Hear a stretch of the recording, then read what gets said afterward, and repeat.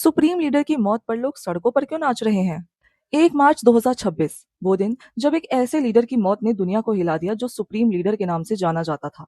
Ayatollah Ali Khamenei, एक ऐसा आदमी जिसे 1989 से तकरीबन 37 सालों तक ईरान की अल्टीमेट अथॉरिटी कहा गया। सुप्रीम मतलब कि सबसे ऊपर। पूरा मिलिट्री, जुडिशरी, इंटेलिजेंस, मीडिया और फॉरेन पॉलिसी तक उसके हाथ में थी। पर सुप्रीम लीडर का मतलब ये नहीं था कि सब लोग उसके सपोर्टर्स थे। उस टाइटल के पीछे एक सिस्टम था, एक थियोक्रेटिक रूल, जहां फ्रीडम का मतलब सिर्फ वही था जो रिजीम मंजूर करे। उसने डिसेंट को सिस्टमैटिकली दबाया। 1999 के स्टूडेंट प्रोटेस्ट से लेकर 2009 के ग्रीन मूवमेंट और सबसे बड़ा विमेन लाइफ फ्रीडम प्रोटेस्ट तक, जो महसा अमीनी की डेथ के बाद शुरू हुआ। महसा अमीनी एक यंग ईरानियन लड़की थी जो हिजाब लॉज के चलते अरेस्ट हुई थी और पुलिस कस्टडी में मर गई थी।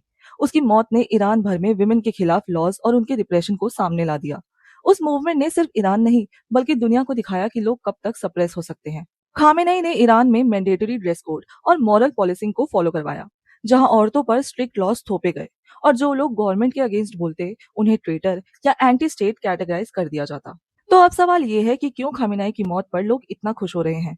क्यों ईरानियन विमेन और यूथ ने इस एंडिंग को फ्रीडम का साइन माना है? इसका जवाब ये है कि खामेनेई का रूल सिर्फ पावर नहीं बल्कि कंट्रोल का नाम बना हुआ था, जहां आवाज उठाना क्राइम बना दिया गया था और सोशल और पर्सनल फ्रीडम पर रिस्ट्रिक्शंस लगा दी गई थी। तो अगर सिस्टम इतना ऑप्रेसिव हो जाए कि लोग डिक्टेटर की डेथ के नारे लगाने लगे, तो समझ लो कि सिर्फ लीडर की मौत नहीं हो रही बल्कि जुल्म के एक पूरे दौर का एंड हो रहा है।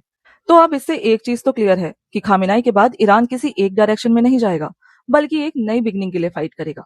और ये सिर्फ ईरान का मूवमेंट नहीं है, ये एक ग्लोबल सिग्नल है कि जब एक अथॉरिटेरियन रूल कोलैप्स होता है तो लोग सिर्फ एक लीडर का एंड नहीं मानते, वो होप का सिग्नल देखते हैं फॉर डिग्निटी, फ्रीडम और जस्टिस। अब इस पर आपकी क्या राय है? कमेंट में जरूर बताना।